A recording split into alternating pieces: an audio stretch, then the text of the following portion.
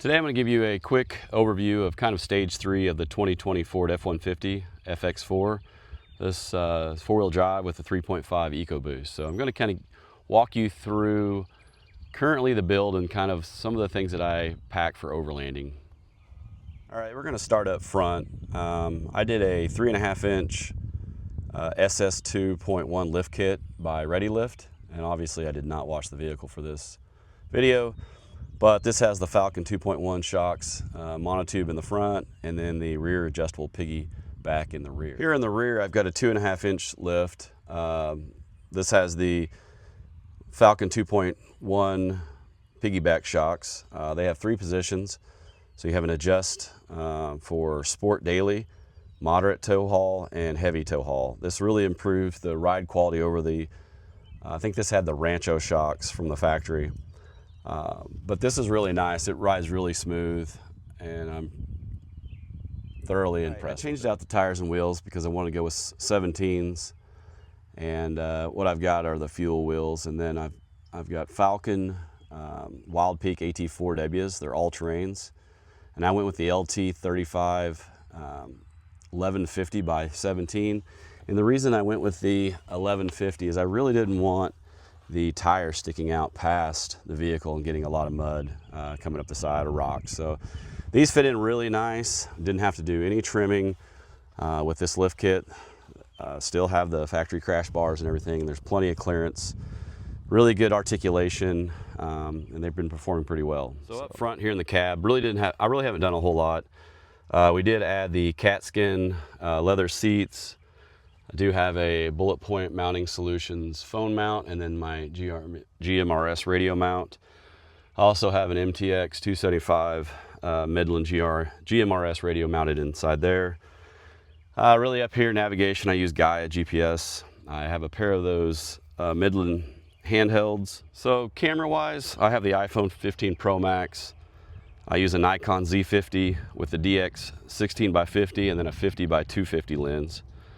I do have a GoPro, and then for aerial shots, I use the DJI Mavic Air 2S drone. And then this microphone that I use is a Rode Micro compact wireless with a USB connection that fits right to my iPhone. Back in the rear, not a whole lot going on here, except for I did add the Built Right Industries seat release to get the seat up out of the way. I have a Set Power 48-quart DT45 dual zone fridge freezer. Set Power fridge is over on the passenger side. That way it's under the awning, easy access. It is true dual zone, so you have a fridge freezer, or you can have refrigerator or freezer. A lot of different combinations. I do like this. Just got this one. This is one of their newest models. Has lights inside, and then you've got all your controls here on this side. For power, I'm using the EcoFlow River Pro. This is a 720 watt. It does fine. Really, the only thing I use it for is it's actually charging off the truck, and then the refrigerator is going through to the EcoFlow. The only other thing I really use that for is maybe some lights, charging camera equipment, and running the diesel heater. Things I have up here, I have 2 of these, but I'm only running 1 right now. This is the last US bag. This is called the Half Caddy, and it's really nice because I keep all my LED lights and stuff inside here, and then some different little battery packs and stuff. But I actually have 2 of those. I plan on adding the other one over here with a piece of Velcro. I just haven't done that yet. And then really in the back, what I keep back here is just some rain gear, my trauma pack. I have the cool rain jacket, obviously an umbrella, part of the tool roll. The rest of the tools are out in behind the room behind the seat. I've got a Bucket Boss tool roll with all different kinds of tools. And then I have a camp chair, which is the Big Agnes micro basin camp chair. I really like it. It's really small, but it sets me really good. I'm almost 6'2" and 240 pounds. Take a look back here in the bed. On top of the bed, I have an extrusion Overland. It's the XTR1. It's their 17-inch mid-height rack with MOLLE plates, and I do have one slide out on this side, and then I have the full access gate, which you actually can't deploy when the rooftop tent is on there right now. On the side, I have a Apache 9800 from Harbor Freight, and that's mounted right to the MOLLE panels. And then on the outside of that, I have a MaxTrax MK2s that are mounted to the exterior.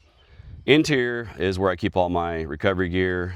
I have a treaty oak kinetic recovery rope. I got Overland vehicle systems, tree saver, recovery ring, soft shackles, tow rope, and gloves and things like that. And then in the lid of that, I actually have my Fisker's axe. I'll go ahead and show you this side box now that the rooftop tent. So this is where I keep my recovery gear. Everything's easy to access for anybody that's on the trail with me. It does lock, so, and then I keep my Fisker's axe there.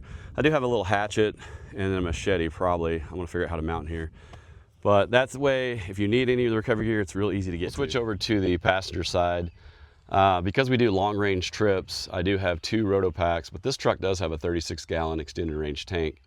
But I have a couple Rotopacks mounted on there anyways, and then this is for our freshwater.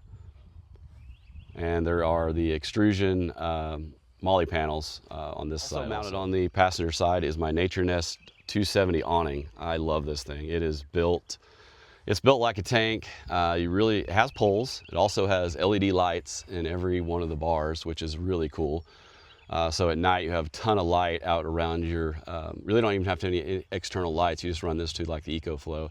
But if you look at the construction of this versus a lot of the others, this thing is built very well.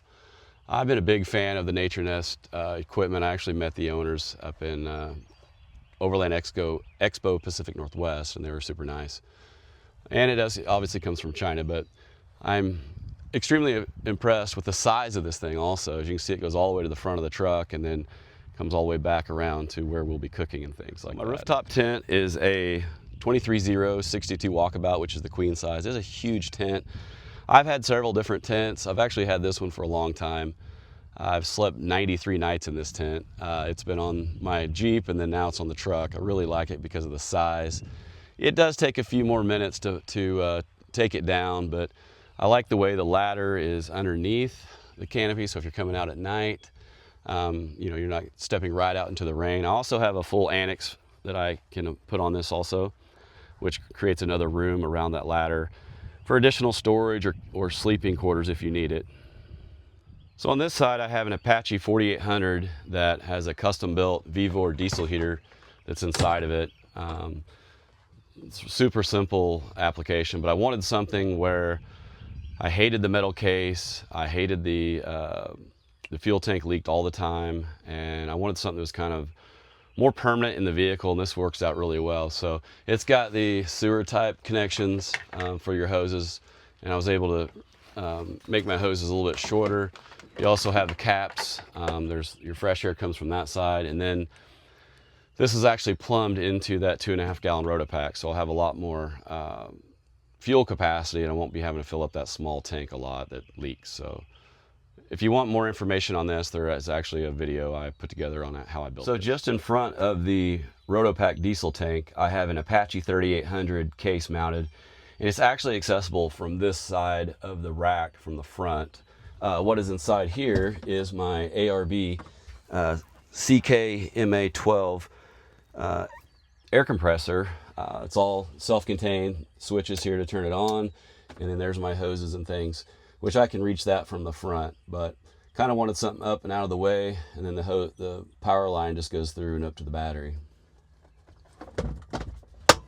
So in the rear of the truck, I went with the decked drawer system, and then I did opt for the premium accessory pack. Honestly, I don't like the boxes. They're not that helpful, but the little cans to the side are nice, and then obviously I like the dividers. So I like these boxes a lot because it allows you a lot of space for organization, kind of keep my cooking stuff. I'm kind of shaking this all out, but my stove, I did switch over to the, I actually like this stove a lot. So this obviously is a knockoff of the Genesis Jetboil, but for $65, the reviews are amazing.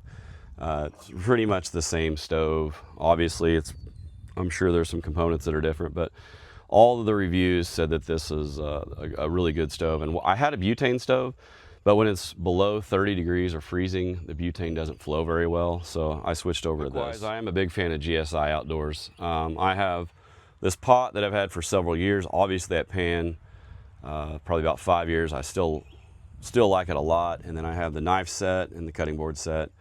and some of the other little utensils that they have. So let's talk bathroom business. People always ask, what do you take with you? Well, I like this. This is the Ozark Trail. It's a real simple toilet. You can actually buy bags for it, or you can dig a hole and bury whatever you're gonna leave there. And then this thing here, yeah, I know, it's weird, but this is a game changer. Ever since I've got that, I don't have to get up at night when I'm up in the rooftop tent to go to the bathroom. It's very simple.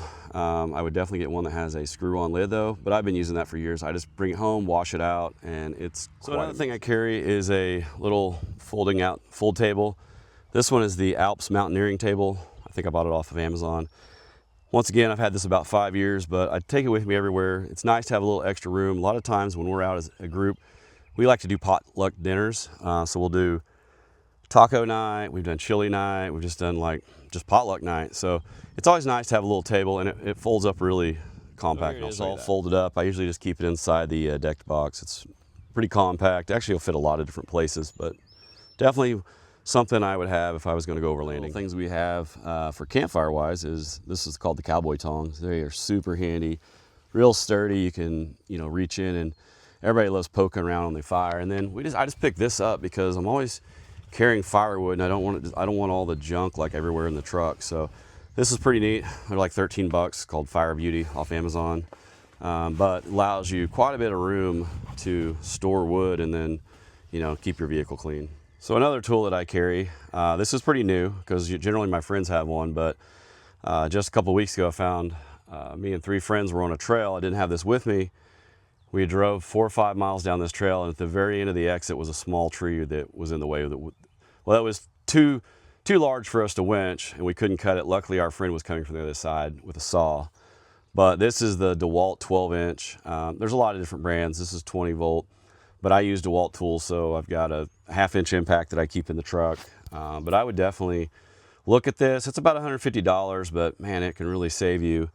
Especially, there's a lot of uses. You can cut wood, you can cut limbs. If you're in a recovery situation, you need to cut, a little limb down or something, or there's a tree across the road. It just gives you security that even if you're out camping and a storm comes in and then a tree falls down, gives you that ability to get back off the trail. This side of the box, I really don't have it organized yet. I do have one of the boxes in the back with tools. Keep kind of my little bit of gear there. I've got a few more of these on order that are coming in, and then I have to find a permanent place for this and the saw. I actually got a little case that I'm going to order for the saw. But I plan on maybe adding a little bit more storage up here on the bed that I could access through this access door on the side, just for a few more pieces of gear that I carry. Not sure yet. Maybe you guys can give me some ideas what you've done in your truck that would work for me. So yes, this is the 3rd edition. I don't really anticipate a whole lot of other major changes, maybe some little tweaks and things of my 2020 Ford F150 FX4 Overland build. Just kind of give you a walk around. I really like it. There's other things you could add. I'm kind of a fan of the color match bumpers. Probably won't change the front and rear bumpers. I'm probably not going to be in a situation.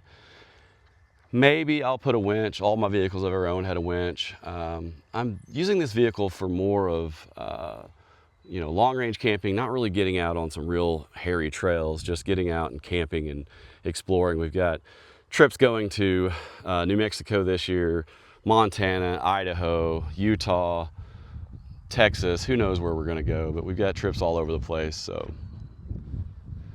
appreciate you watching. If you haven't subscribed to my videos, please subscribe, like this one, share it with your friends. That'd be great. Thanks a lot, guys.